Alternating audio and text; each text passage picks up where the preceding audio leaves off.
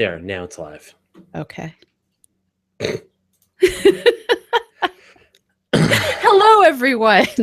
I'm tweeting and Fraser's writing, and we're sort of kind of here with you, and we're sorry. But that's how this works, right? This is the new system. So do you know where the chat is for the new system? No.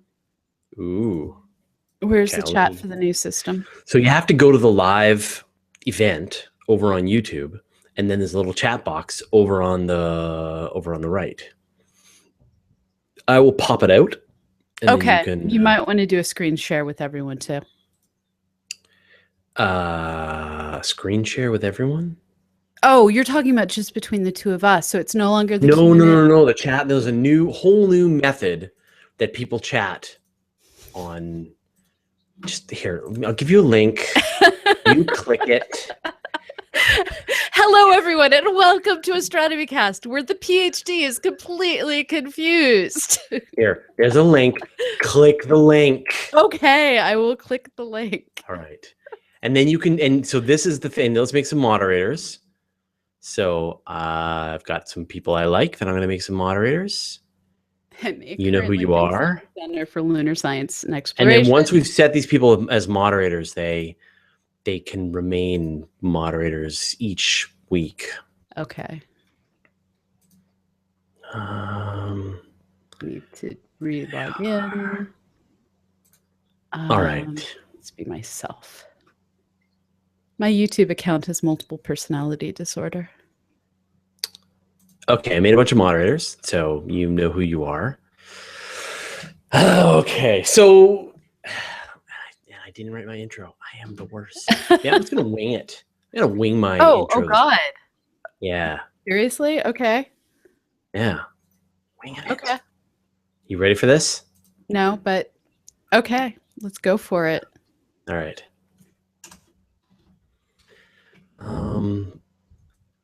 What did you call this? We're talking about today, don't you? You're talking about gravitational waves, right? No. What? We're talking about seeing things with gravity. Right, but not gravity waves, because we can't actually detect those yet. So I was going to talk about things we can detect, like the Great Attractor, Planet 9, dark matter, how we use gravity to detect things we can't otherwise see. All right. Okay. Once we've discovered gravity waves, we can do a show on it. Well, gravity waves and gravitational waves are two different things. So once we've detected either of those two. Well, no, gravity waves we see in all kinds of things. But gravitational waves, as predicted by Einstein. I'm just going to be confused. It's fine. I'm having a Monday. You're having a Monday. I hope our audience is having a Tuesday. Yeah, our Mondays are synchronized. Gravity eyes see the invisible with the force. Oh, nice. Now you understand. Nice okay. Star Wars reference Yes, there. yes. All right. I actually have like Star Wars toys I need to assemble beside my desk. This is my early Valentine's gift from my husband. And yes, we give each other toys. I'm not saying what I got him because he doesn't have it yet.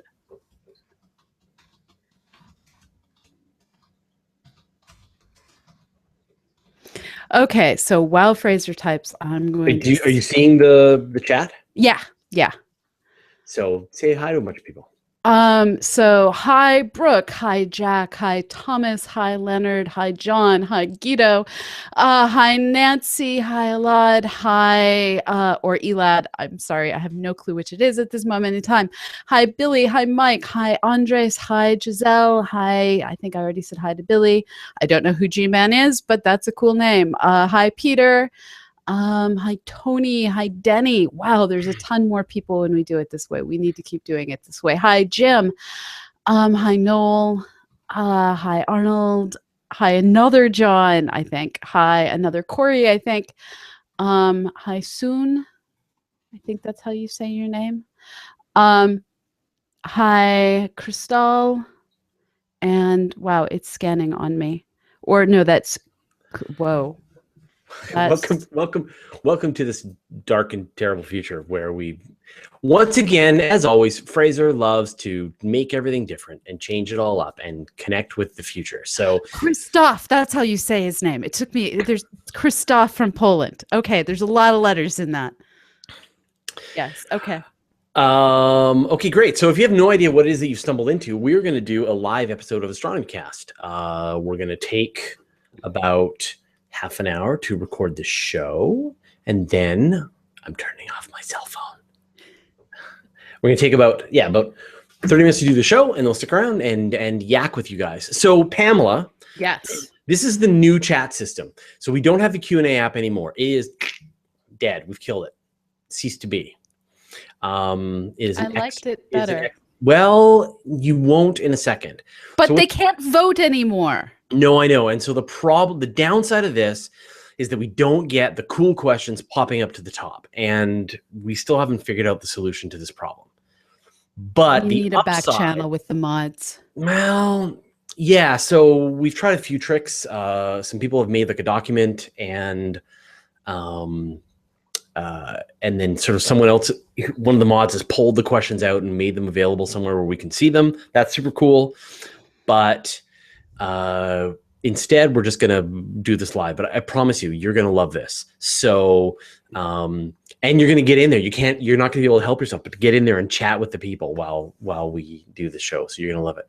You have far more faith in my multitasking than I do. Maybe, but it was pretty hilarious to see. So I got super she knows. She knows.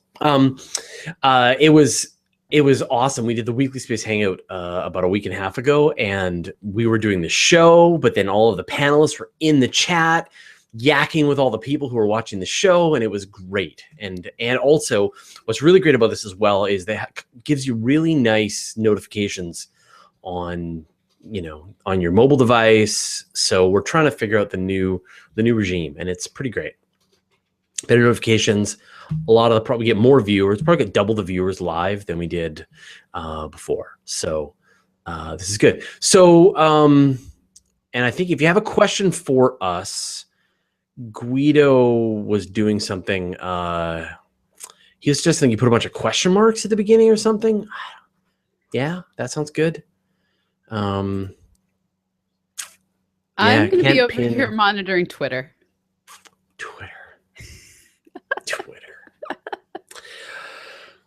Okay, let us begin my half-lunged system here. All right. Okay. Ready to press record? No, it wants to record off of a device that's over on the floor somewhere. Don't use that device.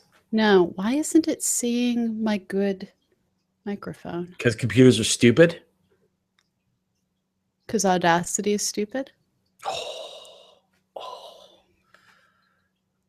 See, I recommend Audacity, and I just get punished. I am technical support, and I understand I'm technical support for the whole world. Is it not seeing your nice mic?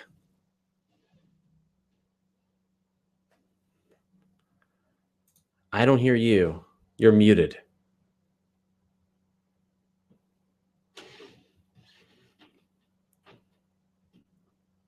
Nope, can't hear you now. Maybe when you unplugged it, your Hangouts unrecognized it, so you got to re-recognize it through your Hangouts. Sorry, everybody. This is going to get stupid. But instead, I'm just going to chat with you people. So Zach Cody says, we're talking about lensing and or LISA today. No, we're talking about the gravity, the using gravity to see things that we can see. Yep, I hear you. Okay, let's see if, so yes, unplugging and plugging back in the mic you're using was not the smartest thing I did today. It's okay. You get a couple of those. There it is. Okay, so Audacity now sees it. Okay, so there's a really cool question mark icon that a lot of people are using. And so that is that's becoming the new way that we're going to tell the questions. Corey Bright says, did you read about the rumors LIGO possibly finding gravity waves and making the announcement suit? Oh, we sure did. there's no reason why we picked a topic today about using gravity to see things. It's not like there's any connection or anything. What were the chances? We've actually done a whole episode on gravitational waves. So you can go back and find that. But Colin Jones is exactly right. Planet 9. So these are the kinds of things that we can find with gravity. And we'll talk a bit about gravitational waves. So great. Coffee Dog asks 3 different questions. So, okay. I'm going to wait for my son to close the door. Fare thee well, my son. Oh, I've made a powerful enemy, apparently. Why have you made a powerful enemy? He said that to me one time. I was like, Logan, clean up your room or something. And he looks at me and he shakes his fist. He goes, you've made a powerful enemy. So I think he pulled that from some show. Anyway, yeah. Pretty funny. Okay, here we go. I'm pressing record. Stuff things. Okay, that's the button. It's recording. Hi, Preston. Hopefully this week the editing will go better. Yeah, I agree. Let's hope. Okay. And now I'm going to do the intro. Here we go. Astronomy Cast, episode 402, Gravity Eyes, See the Invisible with the Force. Welcome to Astronomy Cast, our weekly facts-based journey through the cosmos, where we help you understand not only what we know, but how we know what we know. My name is Fraser Kane. I'm the publisher of Universe Today, and with me is Dr. Pamela Gay, a professor at Southern Illinois University, Edwardsville, and the director of CosmoQuest. Hey, Pamela, how you doing? I'm doing well. Like so much of the U.S., I'm getting snowed on today. And really? Oh, it's really so exciting. Warm here. It's 13 degrees. It's beautiful, sunny. That's Celsius, everyone. That's Celsius. Yeah, we're done with winter. We're into spring. This is, the groundhog didn't see his shadow, so it's smooth sailing from here on out. See, our groundhog stopped hibernating yesterday. Like she was out eating the grass, and then today she's getting snowed on. So we basically went from being like 15, 20 degrees Celsius to being 15, 20 degrees Fahrenheit. And groundhogs weren't meant for that. Just to be clear, groundhog, this is the Punxsutawney groundhog, which is obviously the most accurate method of weather forecasting known to man. Take that, NASA, NOAA. Whereas my groundhog is named George, and really? She's so do you do your weather forecasting with your local groundhog and not the official Punxsutawney Phil groundhog? So Kyle goes strictly, my husband goes strictly by the Pennsylvania groundhog. And I simply hope that ours doesn't die, and that's about where we're at. And other than that, I like satellites. I really do like my weather to come from satellites. I'm kind of weird that way. Yeah, we don't believe in astrology, and we don't believe in groundhogs. Well, no, I believe in groundhogs existing. I just don't believe they're forecasts. I'm not sure they're even real. But let's get on with this episode of Astronomy Cast. So we stand on the brink of a potential announcement of direct detection of gravitational waves, as predicted by Einstein. But there are plenty of things we can detect with gravity, like planets, black holes, and other hidden objects. So today, let's get into it. All right, Pamela. This is not a total coincidence. We are riding the wave of a potential prediction of direct detection of gravitational waves. So what's the rumor mill churning right now as we're recording? So the rumor mill, as I understand it, is first there was Lawrence Krauss tweeted something, and it was right after he got a text message or an email on his phone, and then really quickly undid that. And this was followed by a bunch of people working with LIGO being asked to please lock away some days in March. Don't go anywhere. We need you all here. I've heard rumors of a media event. I haven't seen an invitation to the press yet. And there's always the sort of back of the mind, well, Krauss really doesn't work for LIGO, and LIGO's kind of been in the news with Chris Ott a lot lately. So there could be a whole lot of stuff going on here. Right. So if we're lucky, by the time you're hearing this, maybe? No, it'll be after that, hopefully. After you're hearing this, but shortly after you hear this, there will be the announcement of the direct detection of gravitational waves as predicted by Einstein. And if we're unlucky, there will be some other interesting event that is cool, but it's not, the big holy grail. And if you're super unlucky, everyone's just getting all the signals wrong and there's nothing to be said and just business or there's nothing usual. Scientific to be said. Yeah, like it would be awesome if they got Lisa fully funded and we're announcing that, but I don't think that's what it is. That would be pretty great. Yeah. Or like another upgrade to LIGO being developed. Or I think you mentioned this a little like last week, that maybe like they're going to throw in the towel on LIGO. It's just impossible. Can't be done. Well, I don't think they're going to announce they're throwing in the towel. That's too many jobs. But okay. I mean, there's been so much going on in terms of Lisa, in terms of sexual harassment, in terms of rumor detections. We don't know. We just know there's something coming. But they're not the only gravitational news in town. We've had the Planet 9 theoretical detection by folks also at Caltech. So apparently, if you want to detect things using anything but light, Caltech is the place to be right now. So we have Michael Brown and his team. Pluto killer Mike Brown gave us another ninth planet. He taketh and he giveth. Yeah.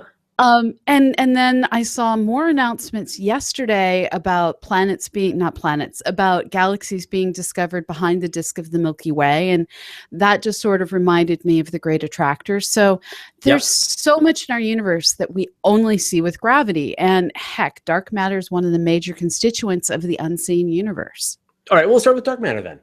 So, I mean, we've done a bunch of shows on dark matter, but let's, reiterate, of course, here that we know dark matter exists purely by detecting its gravity. Exactly. And this is something that goes back to Vera Rubin's work, before I was born, before a lot of us were born. And she, while working on her doctoral dissertation, was studying the rotation of galaxies. And then folks had also been studying the rotation of gas clouds in the outer wings of our own galaxy. And when you put all of this data together, galaxies don't rotate the way one would expect based on the visible mass, based on what we see. And this has continued as we've pushed what we're able to see out into redder wavelengths in the radio and bluer wavelengths out through the gamma rays. We don't actually detect any of the stuff that we were looking for with gamma rays, but still. So the more we look with light, we still haven't been able to account for all of the matter that orbital dynamics for how galaxies rotate, including our own galaxy. We just can't account for anything. So that tells us there's a bunch of matter that we can't see. We named it dark matter because we lack originality. Go ahead. But that was the first hint of it. But then astronomers have come up with much better techniques to map it out with tremendous accuracy. Right. So fast forward until just the past decade. And just within the history of this show, we've begun to use techniques looking at how basically what appear to be voids in empty space seem to warp background light by shifting the path of the light with gravity. All of these minor shifts add up to gravitational lensing events that tell us where all of the hidden matter, or at least where a lot of the hidden matter is located. We've seen this in colliding galaxies and galaxy clusters. The Bullet cluster was the first big detection. We've seen that repeated several times. And now we have surveys like Cosmos that have looked through basically tubes through space and measured everything up in that region and looked at how the density of dark matter and the clustering of dark matter has changed over the evolution of the universe. Yeah. And so it's hilarious, right? We don't even know what this stuff is, but we can use it as a telescope to probe and understand its distribution and location, and even to see things that are further away that we couldn't normally see. But thanks to the dark matter, you can actually use it as a telescope, which is it's amazing. And what Fraser's talking about is massive gravitational lenses, where we used often the central galaxy and galaxy clusters, the big old CD galaxies, to gravitationally lens background objects like quasars, and the combined visible mass and gravitational mass, well, that's a whole lot of mass that can do a whole lot of light bending. And in some cases, we can actually catch both things that are otherwise so distant we couldn't see them, or catch things that we didn't see it happen in the original go. So we catch it as it comes back around on the bent path towards Earth. Yeah. Okay, so that's sort of like the one way that we use gravity to sense our surroundings. Let's talk about another one. And I think let's talk about Planet Nine. And this is, you know, we introed this a bit, which is, you know, Mike Brown giveth and Mike Brown taketh away. He took away Pluto, but he helped maybe give us a whole nother planet that's way bigger than Pluto. Right, exactly. So this isn't the first time this has happened. When we look at the paths of planets, we can see anomalies that have to either be accounted for in the history of the solar system. So like, how did Uranus end up spilled over on its side? Or they have to be accounted for by another mass being out there yanking things around. So when we were first trying to understand the orbit of Uranus, there was this idea that maybe there was another massive, or at least as massive as ice giants get, another massive planet out there that was pulling on Uranus's orbit. And folks made a bunch of different predictions, and there was both a British team and a French team that observationally went looking based on these mathematical predictions. And that's how we found Neptune. Now, there were similar predictions that Neptune's orbit was screwed up because of another planet, which is what originally sent us hunting for Pluto, except it turns out that you can kind of like account for Neptune in other ways, so that wasn't necessary. But we found Pluto, so cool nonetheless, except Pluto wasn't the massive planet that folks were looking for. It was a little blob of ice. And even back in the days after Clyde Tombaugh had first found it, people were like, this is not a planet. And lo and behold, fast forward until 10 years ago, and Michael Brown started finding lots of other objects that are close in size to Pluto, are similar orbital characteristics. They're out in the Kuiper belt out there. And folks were like, yep, Pluto's not a planet, demote. And so that's how Michael Brown got his name, Pluto Killer. Well, this year, in looking at a bunch of the different objects that he detected, many of which still have, zip codes. So we have the orbit of Sedna of 2012 GB174, 2012 VP113, 2013 RF98, 2004 VN112, and 2007 TG22. All of these unsexily named objects, well, Sedna has a cool name, but all of their orbits are pointed in one direction out of our solar system. And so these are highly elliptical orbits, and in better English terms, they are flattened ovals where the sun is closer to one side of the oval than the other. And all of those ovals are pointing off in one direction.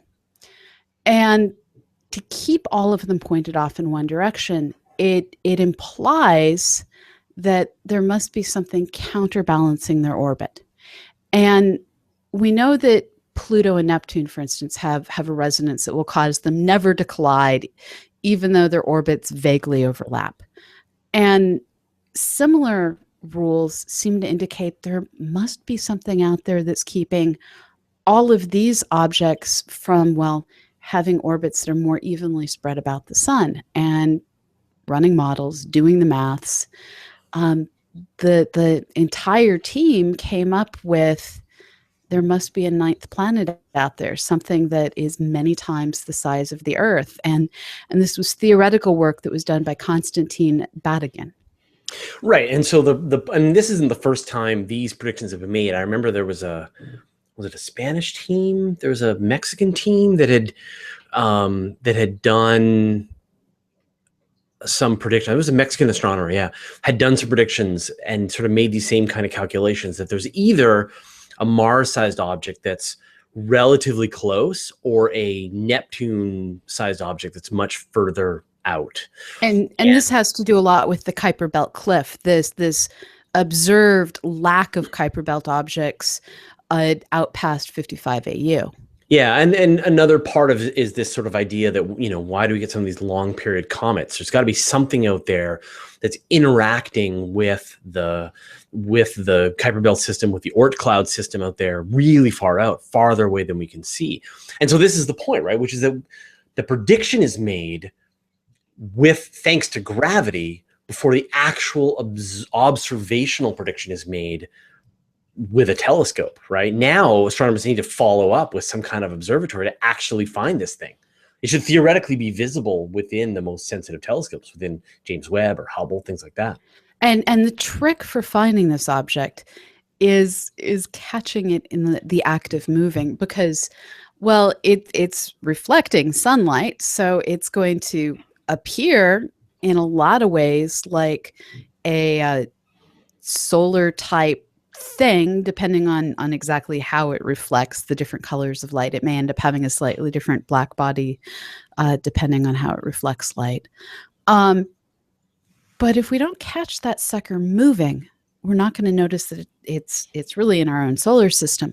So there needs to be repeat observations in the same area with high sensitivity, with high astrometric accuracy that are staggered in time. And we're just not quite there yet. This is the kind of thing where assuming LSST has the right parts of the sky in right, its that's the field of view. large Synoptic survey telescope, and this is going to be, I think, you know, one of the most important observatories, most important scientific tools that's ever been built. Yes, I'm going to keep sort of hyping everybody about this thing because it's such an amazing observatory. It's going to scan the whole sky at a very visible in the southern hemisphere at a very high level of resolution. Within, I think, 4 days, it's going to have mapped out the whole sky. It's going to find asteroids, supernova. It's going to find, you know, we were talking to an astronomer. He figures thousands of supernovae because it's going to be able to observe all of these all of these galaxies very carefully. So you're going to have this. We're going to see this world of motion that astronomers have never really been that. You know, I've never had a chance to really peer into, unless it was just like luck, you know, happen to find a supernova or something. They're estimating upwards of 10,000 transient objects every single night, which includes the supernova, which includes flare stars, which includes all of the little variable things that you otherwise wouldn't have noticed. It includes asteroids. It includes potentially Kuiper Belt objects. So LST is just going to systematically find, well, its primary mission is to find everything that might hit us. But beyond that, it's going to give us vast insights into the background universe around us. So that's great. Now, we've talked about planets in our solar system, but there's another method of using gravity to find planets in other solar systems, right? There's two. There's gravitational microlensing, and there's the radial velocity method, which is all about gravity. Right. So one of the cool things that we did, actually trying to find dark matter initially, was there were a couple of different gravitational microlensing experiments set up. One of the cooler ones in terms of names was the Macho project. There was also Oogle. And Macho was out there pointed vaguely towards the Magellanic Clouds. And while it was monitoring all of these stars, it was looking to see if any of the stars would suddenly get significantly brighter in light in a way that was characteristic of a foreground object closer to us passing in front of this background galaxy. And as it passed between us observing that background galaxy and that background star, it would gravitationally bend light from that star that otherwise wouldn't have reached us to come toward us, make the thing appear much brighter. the hope was, well, maybe we'd find a whole bunch of dim white dwarfs, a whole bunch of rogue stellar mass black holes, neutron stars, a bunch of condensed matter objects that would, in their happy degenerate state, account for all of the dark matter out there.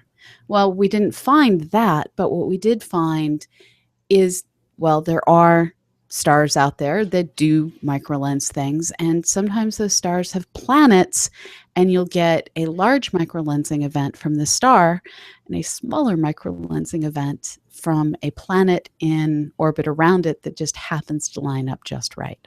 Yeah, and even like moons, potentially you're going to get, that's still in the works. And what I love about this technique is that, you know, amateur astronomers even participate in helping to find these things, because the difference in brightness is so significant that even a fairly small, but, you know, a right equipped telescope can see these things. And exactly how much microlensing we see, whether or not we see microlensing from that giant moon or not, depends on the sensitivity of the equipment. But the star microlensing a background star, easily detectable. In fact, the Macho project engaged a whole bunch of Southern Hemisphere scientists. And by scientists, I mean guys in their backyard, women in their driveways, pointing their telescopes up and letting us know what they were seeing. Yeah. Citizen scientists, our favorite kind. Exactly. Exactly. Yeah. Okay, great. So, but let's talk about the radial velocity, because again, you're really watching the gravity move a star around. And this is, again, something that we've done an entire episode on. One of the great ways that we started finding planets was by very carefully measuring the rate at which stars are either moving toward the Earth or away from the Earth. If nothing else was intervening, you'd expect this to be pretty much a constant velocity. But the thing is, if there's a planet going around the star, the entire system is orbiting around a central point, as a center of mass. And as the star goes around and around that center of mass, its motion isn't a lot. It, in fact, might only be moving at the same rate that a human being might be moving. And so you're looking at a meter per second velocity shift, and it's not moving all that far either. It's not like the Earth that has a 1 AU radius circle that it goes around each year. But those small, sometimes meter per second motions are entirely visible by Earth-bound spectroscopes. And so we look for that little wiggle in the motion, in the velocity of the star that's caused by its planet or planets yanking it around. One of my favorite stories in using gravity to find something was the search for the supermassive black hole at the heart of the Milky Way. Because once again, you've got this gravitational interaction with this object that's 4 million times the mass of our sun, with stars nearby it, and they are buzzing around it like comets. And this is work being done by Andrea Getz, who's at UCLA, and she's using the Keck telescope and a technique called drizzle, where you take high-speed images that, because they're so fast, the light doesn't have time to get smeared out by the atmosphere. Then you have to co-align to take into account that one image, the atmosphere will have moved the stars one direction, another image, the atmosphere will have moved the light from the stars in another direction. So you co-align all of these images. And then over days, weeks, months, and now, well, more than a decade, she has been able to build up the motion of the innermost visible stars in our galaxy and see these things going at significant fractions the speed of light as they zip around an extremely dense object that at this point we have to say is a supermassive black hole. Yeah, if not, it's something that sure is kind of like a supermassive black hole. Yeah. You know, if you don't believe in black holes, fine, explain that. And these things are getting a couple of times the distance of Pluto from the sun, away from this thing in the center of our Milky Way. And pretty much the only way we know to shove that much mass into that small of a volume is to create something that looks, smells, tastes like a supermassive black hole. Yeah, totally. But again, don't taste the science. Don't taste the supermassive black holes. So another sort of interesting aspect of the Milky Way is that, is this idea that there is, if you look out beyond the Milky Way, sort of above and below, it really appears like all of the objects around you, all of the galaxies that are in our local area, are all kind of sliding towards something. And this isn't true if you look in all directions, but if you look in the direction of like the Hydra constellation, the Centaurus constellation, if you look towards that part of the disk of the Milky Way, if you look straight through the disk, all you see is dust, gas, and foreground stars. The dust and gas of our galaxy, it's bad. It likes to block out background light. But if you look directly above and directly below, you're entirely right. All of these galaxies seem to have an extra component of their motion that is pointing towards something lined up directly behind the disk of the Milky Way. Now, we're starting to get hints of what that thing looks like as we move into redder and redder wavelengths that are able to pass through that gas and dust. But this thing, this great attractor behind the disk, was initially detected solely through the motions of galaxies that seemed, well, it looked like there was something calling them their way, and we called that thing the Great Attractor. Yeah. And you're exactly right that, before it was like a big mystery, but now thanks to a lot of the infrared telescopes, the amount that you can't see that's actually blocked by the Milky Way is getting smaller and smaller. And you can really start to see that there's this galaxy cluster that's just in that area. So it's just a galaxy cluster. It's nothing freaky. Yeah. It's called the, I'm going to mispronounce this. It's the Laniakea or Laniakea supercluster. Yeah. And it's tens of thousands of times the mass of our Milky Way. Crazy. So there's a few other things that I think we look at in terms of gravity. Man, there's actually we could literally do 7 shows on this. Like, we talked about gravity waves. So we can detect moons in orbit around Saturn within the rings because of the way they interact with their gravity with the ring particles. You get these amazing waves and crazy ripply structures in the rings themselves.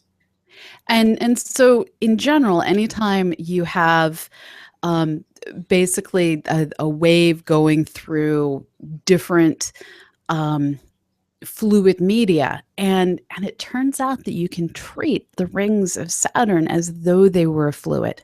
Within different fluid media, the interface between two different fluids, you can end up with different waves being created by the force of gravity between these two fluids and the interactions. It's really complicated, ugly math, but the way it looks has actually cropped up in some really neat ways in science fiction novels. And what we see is curvy, weird, awesome geometric shapes in the rings of Saturn that are being driven by the gravity from these moons. Yeah, amazing. These tenders, these moons that tend to the rings. Just a few more things. Think about some of the tidal interactions that we see between galaxies that allows us to chart, like we get to look back through their past by seeing how they look today, especially if they're totally messed up.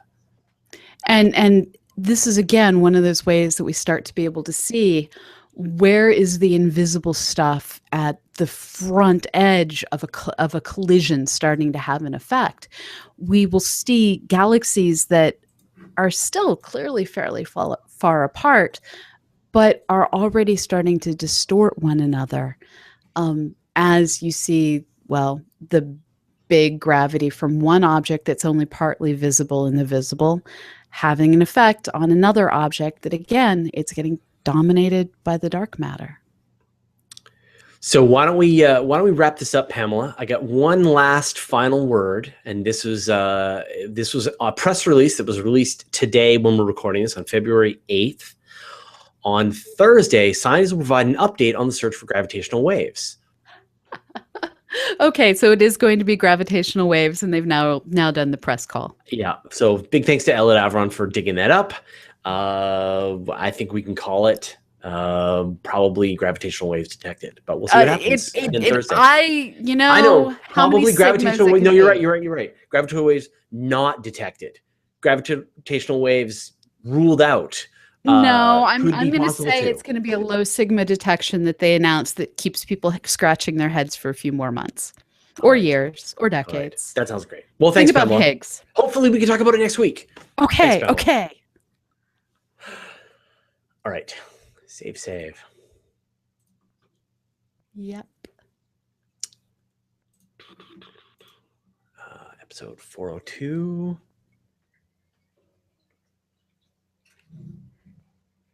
I don't know how you read comments while we talk. That is not something that I would be. Because I mostly just listen, and you're the one who does all the talking.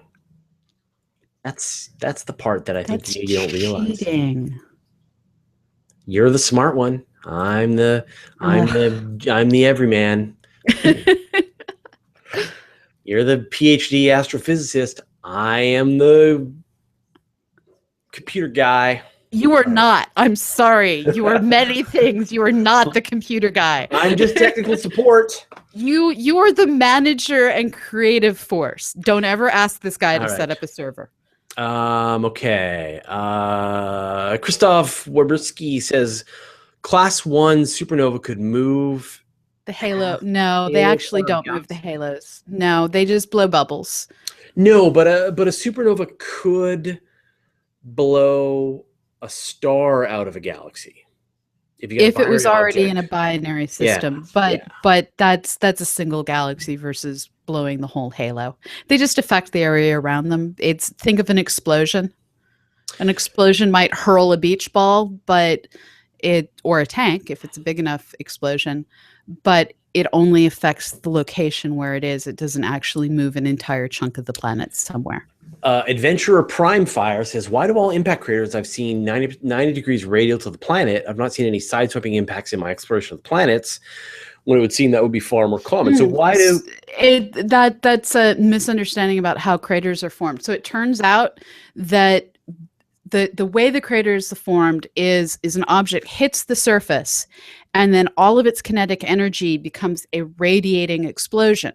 So as long as the object is hitting at more than about 4 degrees to the surface, so abusing technology, let's call my Wacom a planetary surface, and this the trajectory. So this will cause a circle, cause a circle, cause a circle. It's only when it's down about here that you start to get elliptical. And so the vast majority of the impacts will cause perfectly circular conservation of energy explosions that's what we see. And they do see some that are elliptical, but as you said, it's 90%, 95% of them are circles.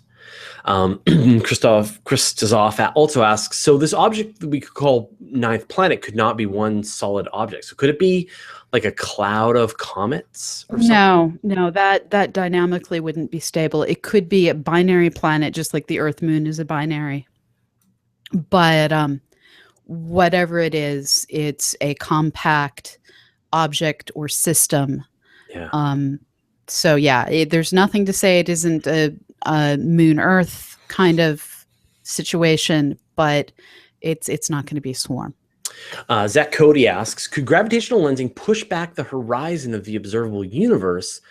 Like, could lensing essentially change the shape from a sphere around us to a lumpy sphere? So do you get what he's getting at? And the problem is that gravitational lensing doesn't increase the light travel time. So since the light that's getting to us via gravitational lensing actually takes longer than the light coming to us directly from the object, the outer boundary stays in the exact same place. And so an example would be like if you use one of those old ear cones, if you're hard of hearing back in the 18th century,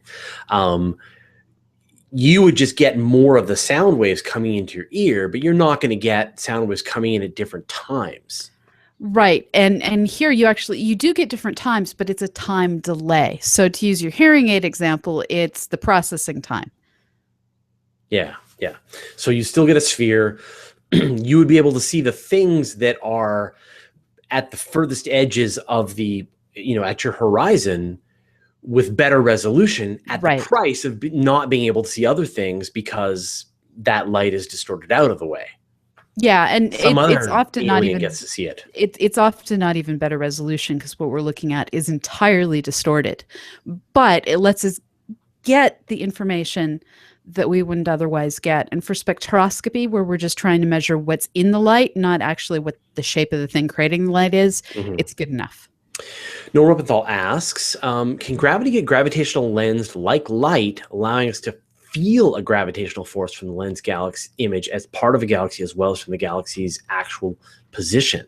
No, it doesn't. Just doesn't work that way. No. So gravity can lens light and matter, but it doesn't lens gravity. Gravity doesn't affect gravity. And this is one of the wonderful things about gravitational waves and about black holes potentially, is that you can't see within the event horizon of a black hole because of the powerful gravity. It's not going to let any of your electromagnetic radiation out, but gravity gets out. And so if things fall into the black hole, you could potentially use gravitational waves to probe what's below the event horizon. You could use potentially the primordial gravitational waves to see what was before the period of reionization, the dark ages of the universe. So if this is what makes gravitational waves so exciting, is it's a whole new way of perceiving the universe that is out of reach. It just requires sensitivity at a scale that's mind-bending. Right. Now, Tom Nathy does make a good point. You do get interacting gravitational waves that can have interference patterns the same way light can have interference patterns because they are waves. But that's still a slightly different effect than I think what was meant by the gravitational lensing. Zach Cody asks, should we put groundhogs in orbit to measure weather? No. No, but like imagine the Kerbal Space Program, but imagine groundhogs as astronauts piloting weather stations. Have you met groundhogs? They just want to live under your garage and they just don't have the thumbs. Yeah. Yeah. Just let them eat your lawn and they'll be happy. Darren Swindles asks, do objects behind a gravitational lensing object appear brighter than they would without the lensing? Yes. Yeah. Yep. And so this is like Hubble Space Telescope. When you see all of the when they get a new announcement of the furthest galaxy ever seen, thanks to the Hubble Space Telescope, they're all these lined up gravitational lensing events. Yeah. James Webb is going to just brute force power through and see these things directly. But for now, we only get to see them thanks to the gravitational lensing event. Zach Cody asks, how certain can we be of Planet Nine's existence with just the gravitational data? I'd put it at about 80%. Yeah. It's there with the data we have now. I believe that we would have been able to detect if there was a spherical distribution of Kuiper belt objects out there. The orbits that we're finding are very much not spherically distributed. It's not a random distribution. Statistically, something has to be going on. There's been a long enough time that we presume we would have seen something that came along and yanked them into that orbit. Had it happened in useful timescales, it would have probably been in the archaeological record and still nearby. Since there isn't something that is still nearby or in the archaeological record, which really we're talking like early, probably actually too early to be anything more than like Neanderthals painting on walls. But mathematically, the only way to make sense of it is if there's something out there counterbalancing it, because otherwise it would have had to have been really recent. Nicole Gatnikar asks, are gravitons a real concept or hypothetical? They're a theoretical concept. Yeah, they're hypothetical. I mean, they follow from this idea that they're, for every force that we know of, electromagnetism, strong and weak force, there is a boson that communicates the force. Listen, I remembered all the stuff you told me. Gravitons are the one that there's no detected particle. And in fact, if I understand right, if it is detected, it kind of ruins the standard model. So let's hope they don't get detected. Well, I mean, let's hope they do. And let's hope they get detected, and let's hope they don't get detected. Either one, Nobel Prizes for everybody. Or at least for 2 people. Yeah, for 2 people. Work with a partner. Don't work with a third person. I strongly recommend out there everyone watch Particle Fever, if for no other reason than to listen to theorists talk about how few people they work with simply because they don't want to have their work ruled out for getting a Nobel Prize because there were too many authors. Sune Bjørgaard asks, if we were to somehow terraform Mars and fill the atmosphere with breathable air, would the fast winds suddenly become devastating? Would the big storms of Mars be a problem for colonization? So this is the, in The Martian, of course, this is the sort of the plot gimmick of The Martian, was that the whole, that the storms, these global storms that can go 100+ kilometers an hour more, are a big problem. Yeah. If you thickened up the atmosphere, those storms would go away, wouldn't they?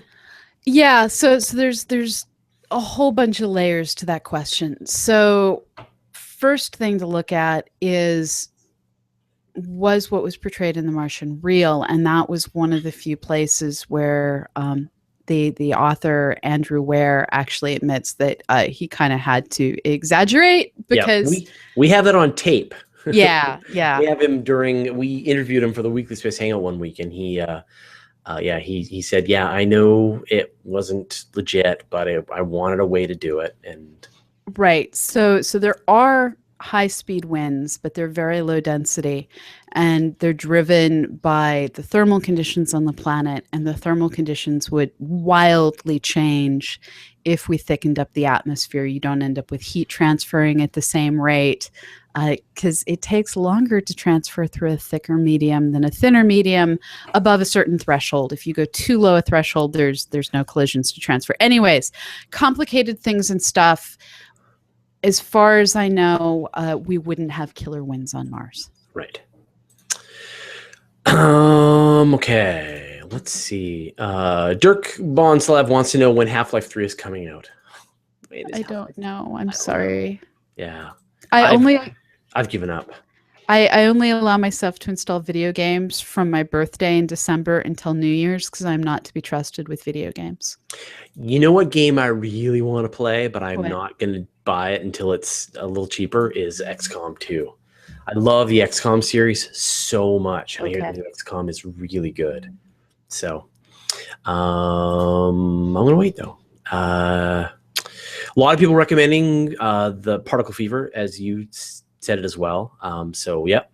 Highly recommend Particle Fever. Super good. And I'm getting reminded on Twitter, I have a job opening. You should apply if you have a PhD in planetary science or astronomy and want to live on the data-driven side of things, and know what words like apply a kernel and stuff like that mean. So yeah, go check out the CosmoQuest blog, cosmoquest.org/x. It's our top blog post. Yeah.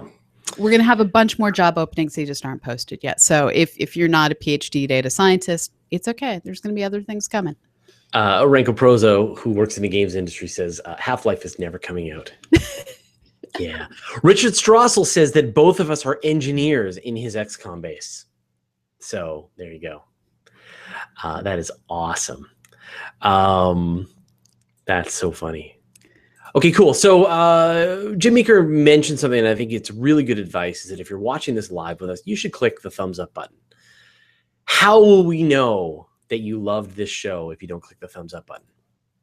It's true. And as always, let us know how this worked out for you. This is the new experiment, the new system. I'm watching the chat. You guys are having fun. So I think this is better. As long as I can make my start broadcast button stick around and be there available every week, then we'll just keep going this path. But I would love to know, did you get some announcements? Did you get, did anybody get an announcement, like a notification on their phone that we were going to do a live show? If you did, tell us how you did it, because it's a mystery to me. Yeah, so please subscribe to the Astronomy Cast channel. Yeah, and, thumbs up this. Yeah. Yeah. And thank you everyone who keeps donating to make this possible. Our staff, Prusty, Susan, it sounds weird to say we have a staff, and by Susan I mean Susie. They are what make this happen behind the scenes, and your donations are paying for our transcripts and setting up booths. And while CosmoQuest did just get a grant that allows us to hire people, it doesn't cover media costs. And so to keep producing these podcasts, we're going to keep volunteering our time, and we're going to hope that you keep donating to keep Susie, Preston, and our web servers fed and clothed. So a bunch of comments now. I'm seeing this. Zach Cody saw a notification, clicked it next to the subscribe button.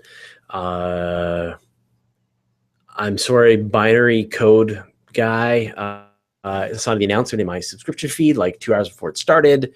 Mike Mills is saying better than Google Plus. Yes. And we are like Google Plus's original big fans, but we'll go where the technology goes. We go where the technology goes. My goal is to live stream simultaneously on this, Facebook, Twitch, and Periscope all simultaneously. I just put one button. I just want one button, send it everywhere. Yeah, no, but I mean, we're going to have to engineer that button. It's going to be a fancy button, but that's the plan. So if anybody has any recommendations, I would love to hear that. And thanks as always to the WSH crew. This is the community that helps produce the Weekly Space Hangout, but really assists so much on this show as well. We really couldn't do this without you. Especially coming up with the question mark idea, the question mark emoticon that really helped me out. Thank you so much for using that, and you guys are so clever. Cool. Well, thanks, Pamela. Thanks, everybody. Oh, there's one last question here. Adventure Prime Fire wants to know: can protons from the solar wind combine with oxygen in the atmosphere to create water? What do you think? Can protons, so protons are hydrogen nuclei combined with oxygen in the atmosphere only if the energies are just right, but if the energies are just right, yes. The problem is that you have O2 in the atmosphere and you have a single proton, so you have to have the right set of collisions to break the oxygen molecule, and they get two hydrogens merging just right. So low probability, but possible, yes. Sweet. Okay. Well, thanks everyone for asking questions. Thanks, Pamela, for suffering the new method. We will see you guys on Friday.